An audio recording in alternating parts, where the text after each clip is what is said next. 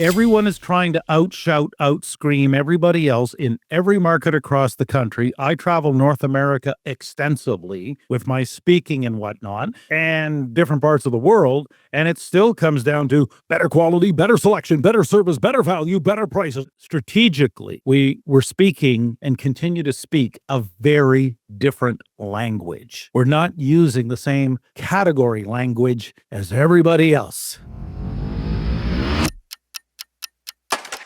From Sales Loop, this is How to Sell More, where B2B leaders get fresh sales and marketing ideas and proven strategies from industry experts and seasoned entrepreneurs. I'm your host, Mark Drager, and on today's episode, we're exploring how you can build an irresistible brand, one that stands out, one that sells more, even if you're in a commoditized market. Now, maybe you want to break free from that commoditized, price-sensitive market, and in your sales and marketing, maybe you want to make the competition irrelevant. Or maybe you're looking to scale your company without relying on discounts and overly aggressive sales tactics.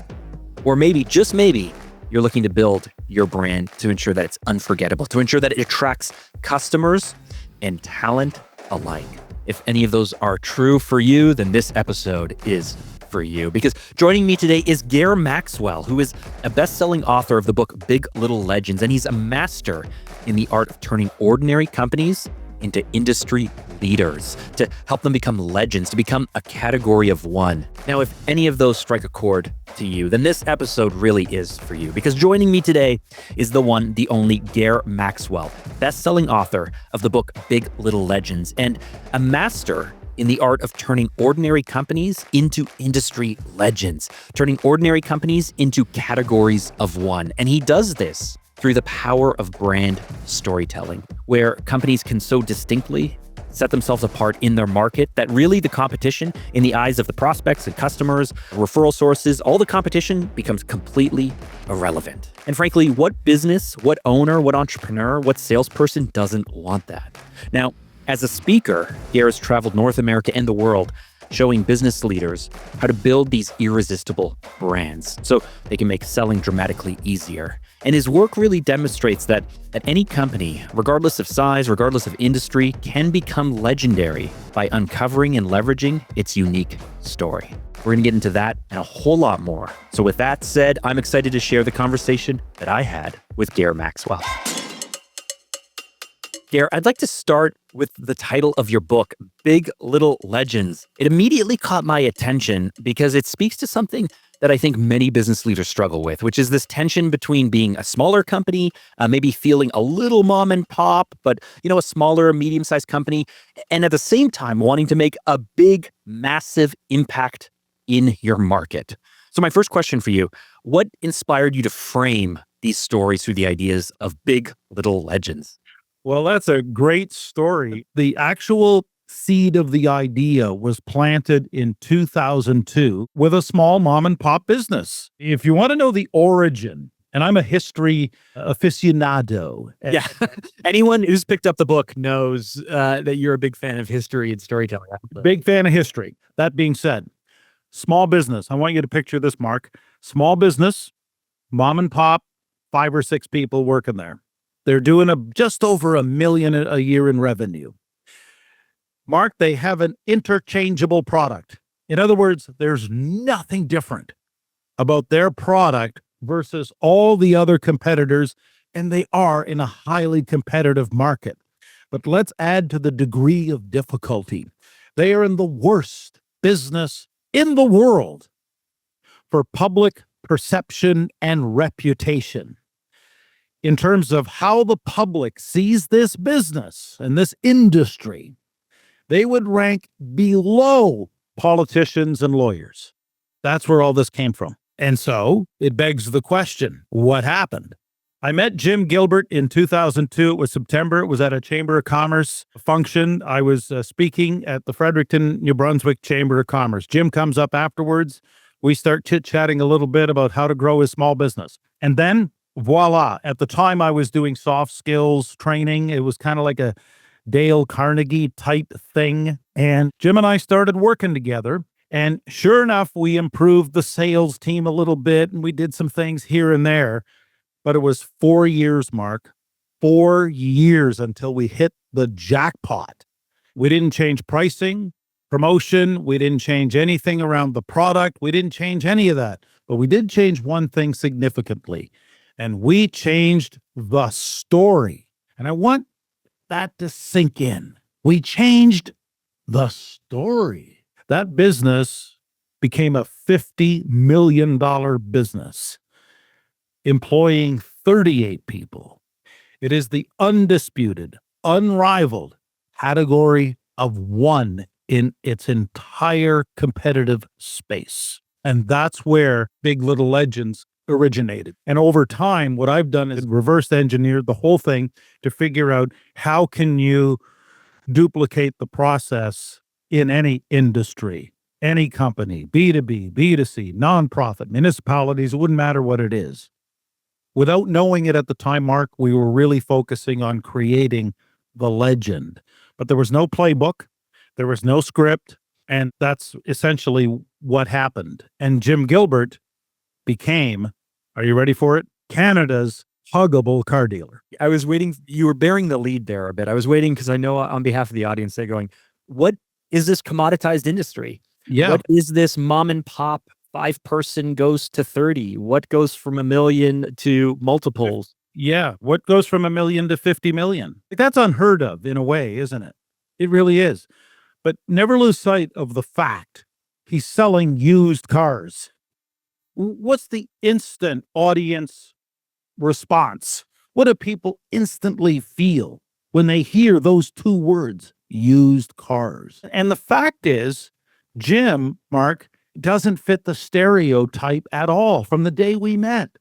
Never fit the stereotype.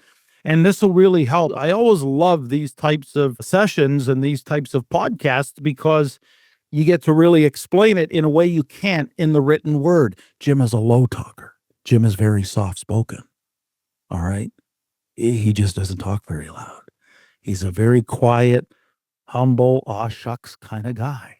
Now, his wife, Donna, I want you to picture this, Mark. Donna, couples, right? They're in the business together. Yeah, opposites attract. So she's a firecracker, isn't she? No, she's even lower. No, Mark, I'm not kidding. Donna's really quiet. See what I mean? Like, you get two people who don't even come close to the stereotype. So why did you focus on story, though? Here's what happened. And you got to remember, in 2006, there's no grand strategy. There's no big plan, but we did trust instinct and intuition. And we took to the airwaves. We used radio back then because back then, radio was a very viable vehicle.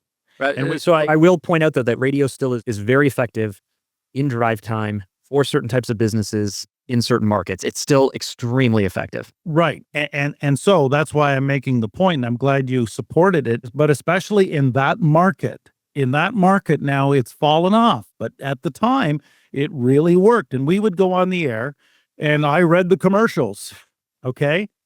He's been called the Casanova of customer focus, the Romeo of roadsters. By golly, he's the McDreamy of drive. Stop by at Jim Gilbert's and get your daily dose of Hugtonium, designed to improve your love affair with your car and your libido. Jim Gilbert's Wheels and Deals, Canada's huggable car dealer. Mark, we ran these vignettes for years. What are we not talking about? Yeah. You're not talking about discounts or deals or, I grew up in the Toronto area and we would always get Lackawanna, Buffalo, Rochester, New York style car things where they'd always be like, if I can go from memory here, it's like, we got new cars, we got old cars, we got all the cars you need. Hi, Mom. Remember me? They were always holding signs that said, hi, Mom. So as a category, then you get it, Mark. As a category, everyone is trying to outshout, outscream everybody else in every market across the country. I travel North America extensively with my speaking and whatnot, and different parts of the world. And it still comes down to better quality, better selection, better service, better value, better prices. Everything's just better at North Star Ford or whatever it is, right? Yeah. 0.9% financing in all makes and models. No credit, no problem. So and I didn't mention this in the introduction, but I think he's picked up on the point that you have a broadcast career. You have a broadcast background, right? Sure. I did 20 years of it. And so I was very familiar inside that, that industry, as it were. So the magic, and that's what it was. The magic of Canada's huggable car dealer extended to we changed the story. We actually we went on the air and talked about a story. We told stories. We did episodes on Seinfeld. We were playing off of different pop culture things. And so that cut through the noise. But strategically, we were speaking and continue to speak a very different language. We're not using the same category language as everybody else. Everything from the huggable car dealer was rooted in the power of a great story. And we had no idea, Mark, how far the thing would go, how much it would blow up to the point where, and this, I think our listeners and viewers will be interested in knowing, he got into the power sports game just several years ago, okay? Just before the pandemic. Well, how does the guy out of Fredericton become the number one Kawasaki dealer in all of Canada? There's 160 Kawasaki dealers in the national network. How does the guy show up from nowhere in a small market like Fredericton and become number one in the country? Jim and I knew theoretically that as we were telling the huggable thing and as it was building and building, we knew it was like, we call it reputational equity. We knew huggable stood for something in that market. And as soon as he had something else to sell, like motorcycles and ATVs, guess what? The market came to him. So I hope you don't take any offense to this, but when you did the radio read, Sure. My first reaction was, that's a little cheesy. Of course, go there. Yeah. Well, but it feels a little cheesy. And this is where I want to go with it. I have found in my career that too often people are a little too cool for school. They want to stand out, but they don't want to go too far.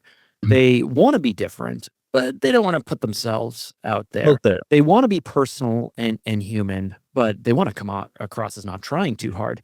And so what I've learned there tend to be two different types of mindset in business. There are people who care more about results than how they get there. And there are people who care more about how they look than whether they get results or not. Right. And so as you guys were going to market with this, the seed that led to all the book that we're going to get into, but as you went to market with this, how comfortable or uncomfortable, how much did you lean into the cheesiness, if there's not a better word for it? Because effective is effective. But how did you guys deal with that? Yeah, there's a great story that illustrates it. Mark, I remember it like yesterday. We are 6 weeks into these radio ads, okay? Just 6 weeks in. We don't really know anything, do we? I want to bring everyone along. We don't really know. But Jim, 6 weeks in, knows something's happening. Complete strangers are asking him for a hug. Strangers. Now we're talking coffee shops, grocery store aisles, hockey games, right at the Regent Mall in Fredericton. So 6 weeks in, it's Jim and Donna and I are having dinner, and I can recreate it because I remember it so vividly. Jim's looking across the dinner table at me going, I've been, in that voice of his, I've been advertising for 20 years. I've never had anyone come up to me and talk to me about my ad. Whoa. Again, we don't know it then, but those were the early signals. Those seeds that are planted in rich soil are starting to come up.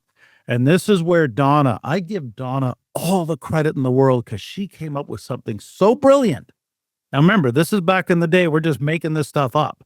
We can't just talk on the radio or in our ads about being the huggable car dealer.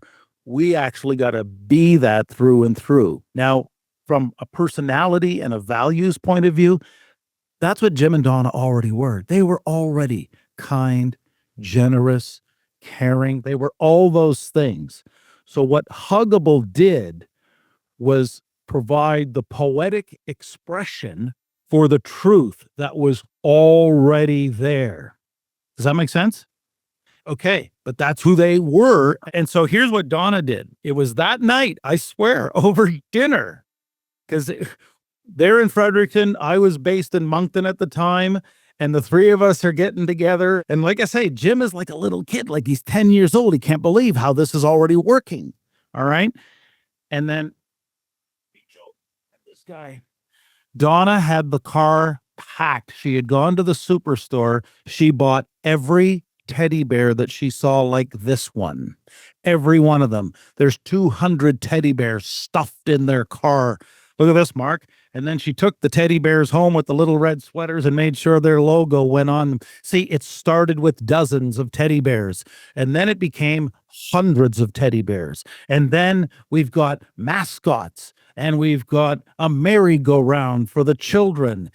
We've got a 2-kilometer nature trail to go walk your dog. The Huggable Birthday Club. It goes on and on and on. And so, to help, or especially if you're listening, if Walt Disney was to imagine what a used car lot could look like, it's in Fredericton, New Brunswick. It started with a story told on the radio, and what Jim and Donna did is they doubled down on the story and blew it up to the point where, and I think I wrote about this because there's a chapter dedicated to this in chapter 2.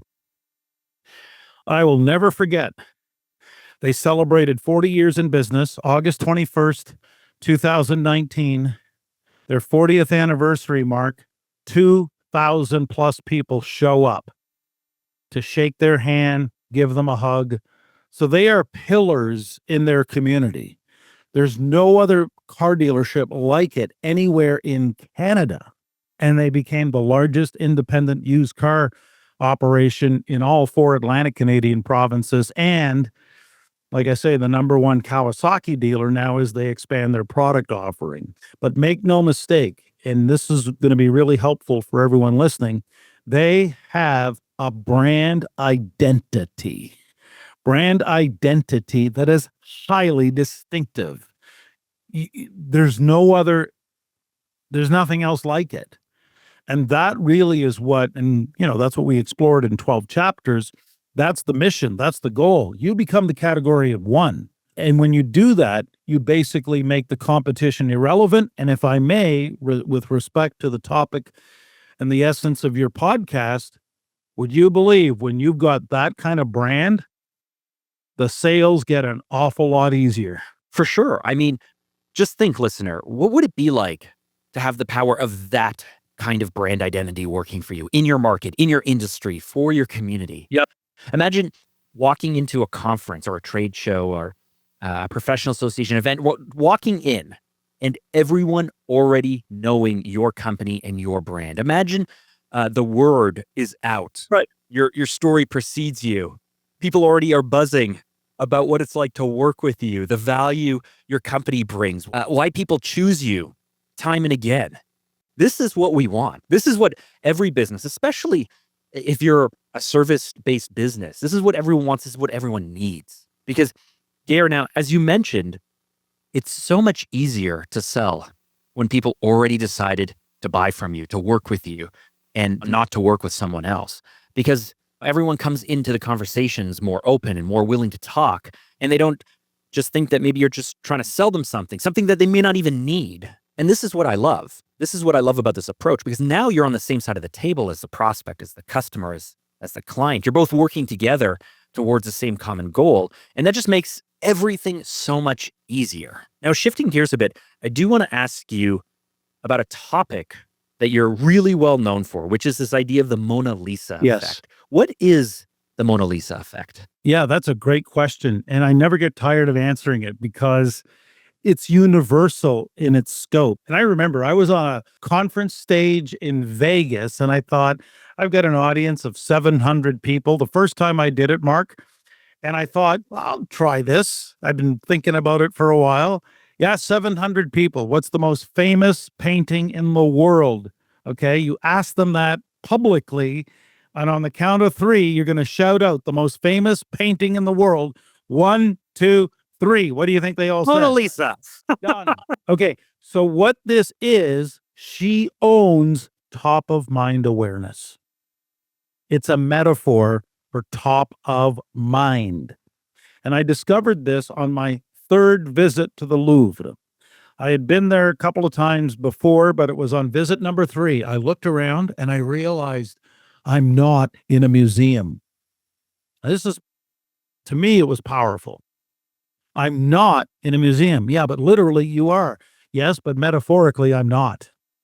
And that's the language of brand. It is metaphorical. It is symbolic. I'm in an open market with 35,000 paintings, objects, artifacts. That's how many are in the Louvre any given day. 35,000 competitors all trying to seek attention. But yet, only one painting gets 99% of the audience jammed and crammed, trying to get as close as they possibly can to a 30 by 21 portrait protected by bulletproof glass. And that's why I get so fascinated by it. And what happened was, because I've got a broadcast journalism background, I was a reporter, I was a newscaster, I was a sportscaster. And I got intrigued by, well, wait a second. Why? See, why are they lining up, Mark? And that's a good expression tactically for the Mona Lisa effect. You've created the lineup. They're lining up. And for the most part, in many cases, they don't even know why, but they're lining up. They line up at one coffee shop in New Orleans, Louisiana, in the heart of the French Quarter, and they line up in Paris, France, at this museum for one painting. Now, is it the biggest or most majestic painting in the building? No, not even close. Not even close. So I looked at it. It's not the best product, and yet that's the one that people are irresistibly, magnetically attracted to. So when I did the research, I found out, and that's through the course of the book, that's a through line of the book, is that every single legend, if you dig back into the history, you can pinpoint the day when the legend was actually created. So through 12 chapters, that's what we've done with this book. And in the case of the Mona Lisa, it was August 21st, 1911. August 21st, 1911, she was stolen. And when she was stolen, the officials at the Louvre were unaware of the theft for about 30 to 48 hours. They didn't even know she was gone. Now think about that for a second. Evidently, that means she was not the most famous painting in the world at that time. Yeah, exactly. Okay? Because if she was, they would have noticed, but they didn't. Now, what's interesting from a historical analysis point of view, the painting is already 400 years old at the time of her disappearance. So when they finally figure out she's gone, they notify the authorities, the media picks up the story, and then she's front page news. Not just front page in Paris, she went front page all over the world on the only mass medium in 1911 called the newspaper. There was no LinkedIn. There was no TikTok. There was no radio. There was no Mark Drager podcast to bring the enlightening news to sales professionals and business professionals everywhere. That did not exist in 1911. It's a 2-year news cycle. There's scandal. The chief of police resigns in disgrace. You see what I mean? There were conspiracy theories in 1911. And then 2 years later, when she is finally recovered and returned, 120,000 people showed up just to see this painting they've heard about. And that demand has never gone away. So she left as an unknown. She comes back as a rock star. Okay? The painting is still the painting. The actual product hasn't changed, but the story around it did. So she got literally millions and millions and millions of dollars worth of free publicity that no painting ever got before or since. She's the Taylor Swift of art. She wins. She's the legend. So on episode 82, actually, I had James Altucher on the podcast, and he really hit the point home about whether it's more important to be better in the market or to be different. And listeners, if you've not heard that talk that I had with James, I'd really highly recommend going back and giving that a listen. But Gair, what I really like about your analogy with the Mona Lisa effect is it gives a real life example of what Altucher was talking about. And he said that everybody focuses on being better, but it's more important to be different. Yes. And so objectively, there's 35,000 paintings and artifacts in the Louvre. And I have to imagine that objectively, there are better paintings hangings on the wall. And so in business, like in art or pop culture or what have you, the fact is that it's not necessarily about being objectively better. And that's not necessarily what's going to help your brand become a big little legend. And so I'm curious, in your experience, how can businesses actively create or manufacture or capitalize on being able to define these moments so they can build their own legendary stories, their own legendary brands? Yeah, no, that's a great question. And let's just close the loop a little bit on the Mona Lisa effect in one respect, and here's why. It's 100 years later, and everyone saw it happen again in the National Football League when a certain tight end from the Kansas City Chiefs entered into a romantic relationship with the aforementioned Taylor Swift. Now, what happened to the ratings of Kansas City Chief football games as soon as that story broke? Jersey sales for number 87, Travis Kelce, go up 400%. The last time I checked, Mark, it's over $350 million of value coming to the NFL and the Chiefs. Did the Chiefs become that much better of a football team? Did Travis Kelce become that much better of a tight end in his receiving or his blocking? No. And so the punchline on the Mona Lisa effect is this. You could get lucky. Like the girl in Paris got lucky. What happens if the thief takes another painting that morning? If he finds another painting small enough that he can hide under his smock, then what happens? Then that's the painting we'd be talking about 100 years later. That's what would have happened. What would happen if Taylor Swift fell for some guy from the Toronto Maple Leafs? I know they haven't won a Stanley Cup, Mark, since 1967. They would continue to sell out every single game for ridiculous costs and pricing without actually winning anything. Right. But what about the guy she falls for? What happens to the sales of his jersey? That goes through the roof too. So art without a story is just paint on a canvas. A business without a story is just like every other business. And then you're in the sales trenches. And when you're in the sales trenches, what are you trying to do? Slug it out on product, service, feature, advantage, benefit.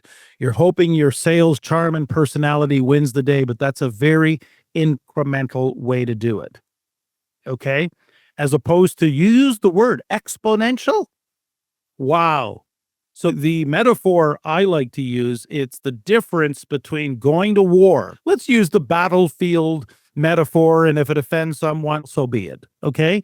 But it's the way to explain as you sip your Starbucks cup of coffee that you bought for the inflated price of about $6.50. I saw what you just did there. Nope, $3.20. It's a venti black dark roast.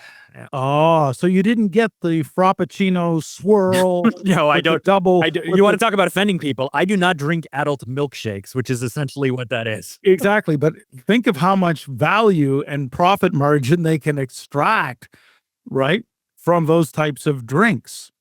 With their pseudo-Italian language of the venti and the grande, right? Think about it. It works for them. That's Starbucks. They have a story that we're buying and sipping much more than just the coffee beans. And so with sales, it's like this. And I empathize with sales professionals. I really do. But it's kind of like going to war. Let's just say it. Let's face it, Mark, you and I can agree business is a competitive landscape. And it doesn't mean win at all costs. I still think you should win with honor and integrity and dignity and all that stuff. But it is competitive at the end of the day. But it's like going to war in the Middle Ages with bow and arrows and shields and spears and forming in a phalanx. That's how it was all done in the Middle Ages.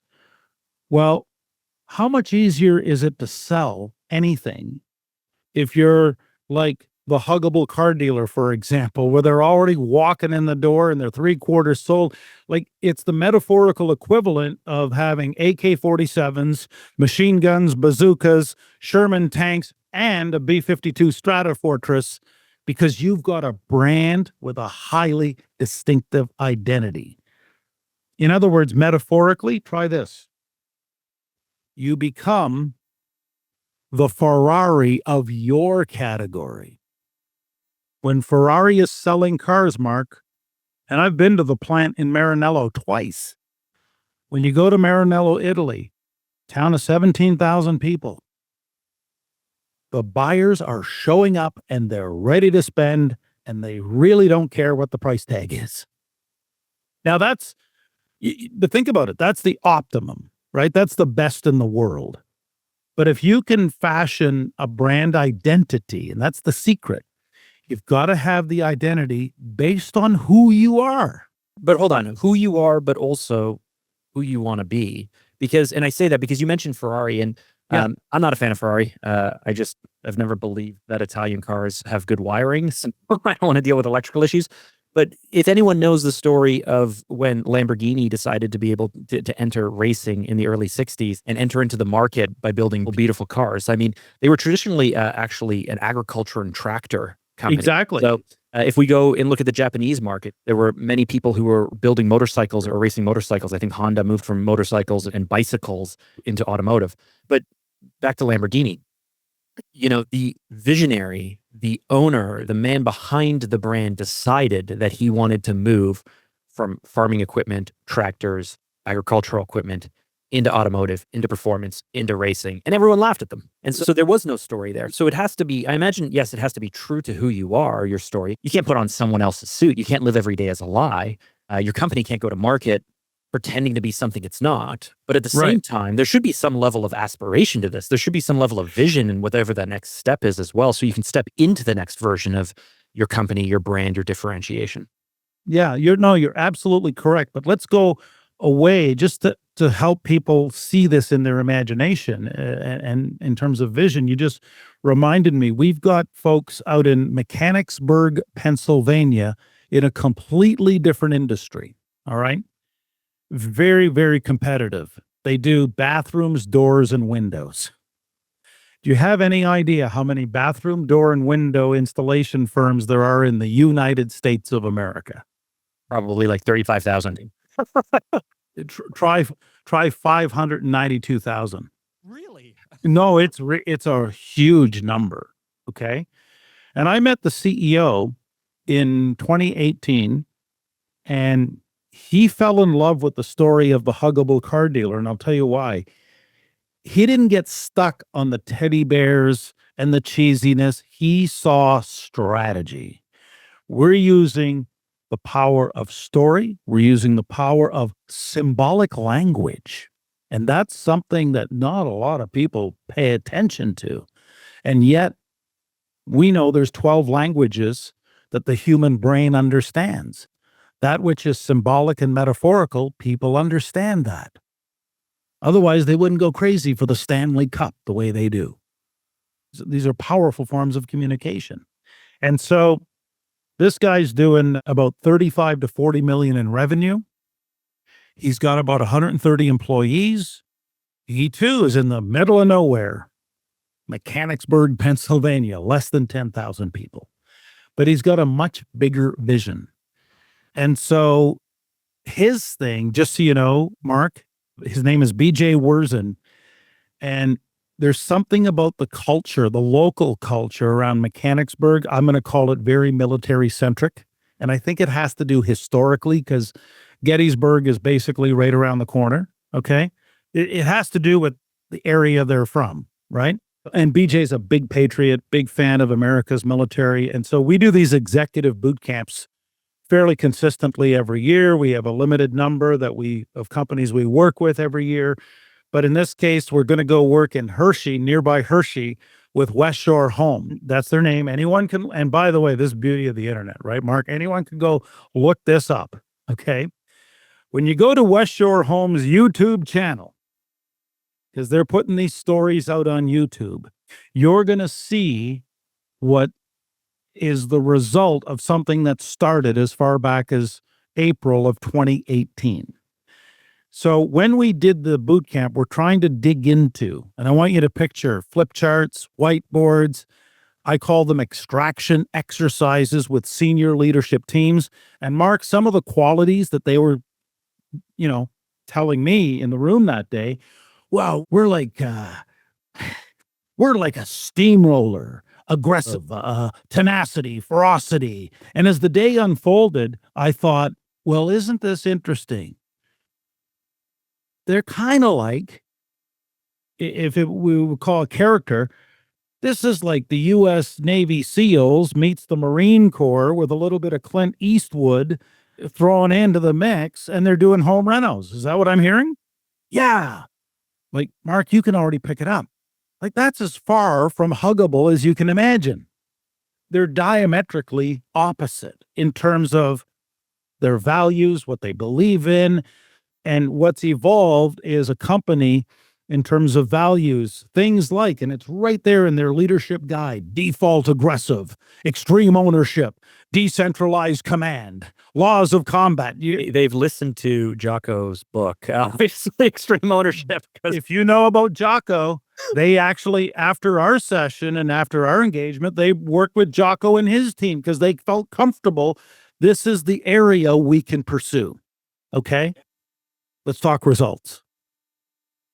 5 years later, from 40 million in revenue and 130 employees, and withstanding the chaos of a global pandemic, by 2023, West Shore Home has over 3,000 employees doing north of $1 billion in revenue. 40 plus locations, 20 different states. 2024, they will wrap up their second straight $1 billion year. Now, I don't know about you, Mark. I've never seen the guy ever go from 40 million to $1 billion in a 5-year span. I've not seen it. Did they grow mainly through acquisition? There was acquisition certainly involved, but what's happened is when they got absolute clarity, and this is what they tell me, when they got absolute clarity on who they were beyond their products and services, that's when the thing started to take off.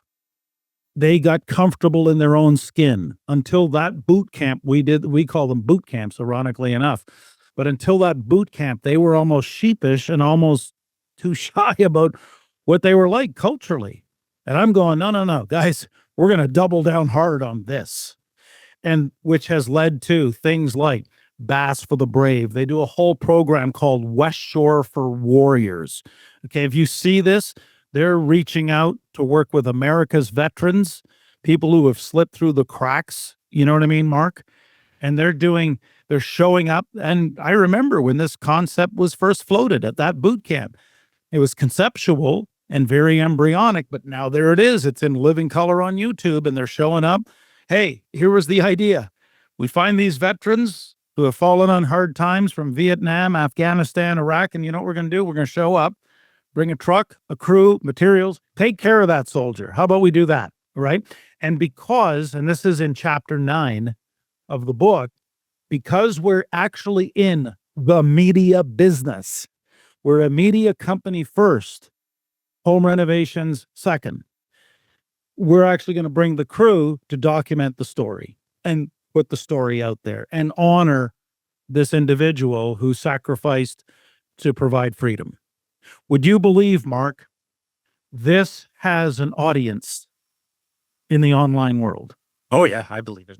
Would you believe that these kinds of stories will resonate with job candidates? Because here's the number one issue in that space. The number one issue is, how are we going to attract good people to come to work, to put up bathrooms, doors, windows, load tubs, put up drywall, all those things, right? How are we going to do that? And the concept of the brand was built on this idea: we're going to build it only for people who want to push themselves to get better. Well, as 2024 comes to an end, they average 21,000 job applications a month. Last year, the number was 13,000.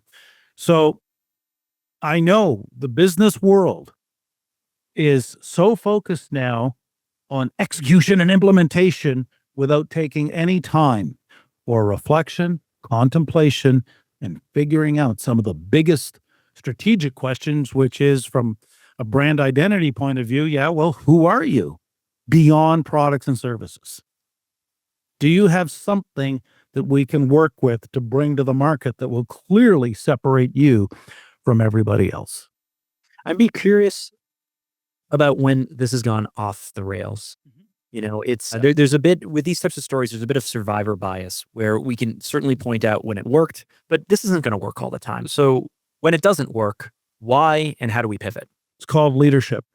And I'm not abdicating the responsibility. I can't do it for them. I can't want it more than they do. I can't make excuses for the CEO, the leader, the supreme allied commander who doesn't have the courage to follow through and gets talked off the ledge by the committee. When the committee gets involved, and when too many traditional marketers get involved, this thing is done. It's not going to work, because deep down, we're not doing marketing, and I dare say we're not even doing brands so much. We're trying to create the legend. And to the best of my knowledge, no one else is doing that. And what I've learned over the years, Mark, yes, we've had projects go sideways. We've had other projects go, shall we say, stale for a while. Then they come back because the CEO figures it out that, oh, you mean I got to lead this? Yes. And we've become, as you know, very, we need consensus. Oh, we need everyone around the table to agree. We need kumbaya. We need, right? We need diversity and inclusion. Give me a break. Only leaders create legends. Did everyone agree with Steve Jobs on the direction that Apple needed to take to survive in September of 1997? Did everyone agree? I just got off the phone this morning, just before we're on, talking to a company in Western Canada. And this is what I've learned along the way. So I'll tell your audience the same thing I told him. At the end of the day, you're the guy who's going to make it or break it. And I just got to find out how broad are your shoulders. See, Jim Gilbert is a great example. Mark, did that take guts to go to market and be called the huggable car dealer? And he's still the benchmark for guts. So there's 4 leadership qualities that I'm listening for all the time. People call me up. They say they want to do this, but I put them through a little bit of a qualifying process, as it were. But there's 4 leadership qualities, Mark. I'm glad you asked the question, because I can spit them out pretty fast. Curiosity, courage, vision, initiative. If you are already skeptical and cynical, which people are in my speaking groups and my audiences, when they sit there with their arms folded and they already know all the answers, well, clearly you're not at all curious about how legends are created. But does it take courage? Yes. Does it take vision to see beyond the product and service? And does it take initiative to pull the trigger, and in Nike terminology, just do it without knowing all the answers right away? Because this is about discovery, not deliverables. And we set people on a path to discover the legend that's already sitting inside them. It's already there. It's just got to be dug out. Yeah, I really appreciate your time and sharing this. It's one of those things that is challenging. And if you're listening to this and you're thinking, gosh, I would love to have a legendary brand. I would love to have the reputation. I would love to make sales easier. I would love to have this unique story. I would love to build something that goes beyond a commoditized market, a simple product, something where my competition can erode my value prop or my competitive advantage almost overnight. And so I'm glad we're touching on this though towards the end, because there is a few things that I see happen in market. One, leaders look for the what do they say? The tail to wag the dog, so to speak. They go, tell me what will work and I will do that. Tell me how to do this and I will do that. But I don't want to invest in anything that won't work. And I'll just become whomever I need to be. Just tell me what to do. And hold on, let's start with business strategy. Let's start with vision. Let's start with of where we want to go. Like, we can't expect brand or storytelling or marketing to somehow lead the way. This has to come from within and it has to make sense. And so I see that. And then the second thing is many leaders are comfortable with bold, decisive action until the kind of messy middle, right? There's this messy middle where if you're standing on one peak and you're looking towards the other peak and you're going to move from peak to peak, that's great. But you're about to walk through a valley of doubt and uncertainty and people questioning what you're doing and you questioning what you're doing and the investment and the spend. And so what would you say to those of us who, one, are excited about this, but the level of commitment means that we have to embrace the fact that there is going to be doubt, there is going to be questioning. We are going to question ourselves, and others, our shareholders or stakeholders, our senior partners, they may be questioning what we're doing as well. Yeah, that's where you just dialed it in, Mark, very elegantly too. Everything you just spoke about spoke to courage. You can't create the legend in anything unless you're prepared to do hard things. I will never sugarcoat this to anyone. This is hard. And if that scares 99% of the market away, so be it. I would say good. Less competition. Because I only want to work with the people who realize, oh, I've got something inside me I haven't been able to figure out. But there's a universal truth here, Mark. You can't read the label when you're inside the bottle. It can't be done. This is why so many people struggle with this. Now, I get into it in chapter 2. Jim Gilbert couldn't see it either. I couldn't see it for myself for Big Little Legends. So I want you to imagine this. I prefer to tell the story of others, but I will share with you exactly what happened. This huggable thing takes off, okay? I remember the car count, Mark, per month goes from like 15, 20 cars a month to 40, 60, 80. I remember the month when Jim called me up, 127 cars went through that place, 144 cars. I still remember those numbers because we can't believe it ourselves, right? It's almost like too good to be true. Yes, I know that.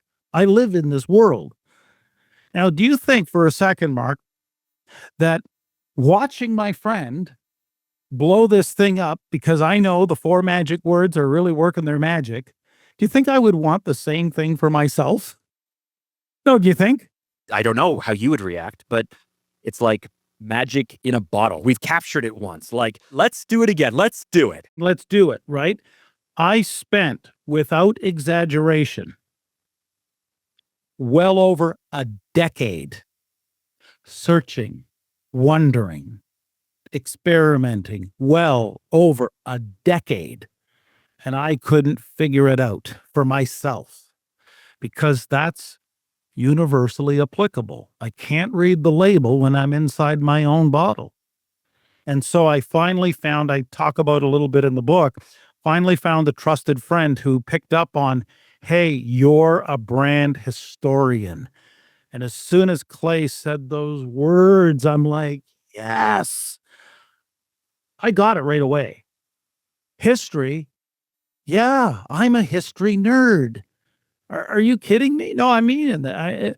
Some would say amateur historian. It started with sports history and Vince Lombardi and the Green Bay Packers, and it started the Brothers Esposito, sports history, and then it became military history, the 2 world wars and Vietnam. I'm fascinated by that stuff, and then it became music history. I mean, who else knows all the lineups for Deep Purple, all the different editions of Deep Purple? Who knows this stuff? Who? And then I get into reporting, which is history in a hurry. I'm leaning into the historian who has been there since he was like 7 or 8 years old. I remember family gatherings and the extended family and the relatives, what do you want to be when you grow up? I remember answering, a historian. I didn't even know what that was. Jim Gilbert's huggable thing. It's far from cheesy when you realize, hey, that comes from a real place. This thing comes from a very real place too. It's all based on a love of history and a fascination for history and all the different events that, when everything hung in the balance. What if the Allies don't secure that beachhead on June 6, 1944 at Normandy? What if they're driven back into the sea? What if the Nazis are allowed the time to better develop their missiles and their weapons, and maybe they get to the bomb first? I mean, that's what I find fascinating. And I use the lessons of history in business to correlate, okay, this is what Apple did, this is what Red Bull did, this is what Starbucks did, and then how do you apply that? And Big Little Legends is a metaphor for small to mid-sized companies that, pack the punch of a Rocky Balboa with their brand. I've been speaking with Gair Maxwell, who is the author of the book Big Little Legends: How Everyday Leaders Build Irresistible Brands. To wrap up, I always like to end with this question. If you gave us one tip or one strategy to help us sell more, what would that be? You've got to lean into your own story. As a brand, you only have 2 to 6 words to own as a brand. And if the company you work for does not embrace this philosophy, then you do it for yourself. You become the podcaster, the guy or gal who shoots videos. You build your own personal brand within a brand. Whatever it is you got to do, though, you've got to bring story to market. Story. It's the only thing humans deeply not only care about, Mark, it's the only thing they will ever share. When they start sharing your story, then you've got the audience doing the marketing for you for free, because everyone's got one of these things.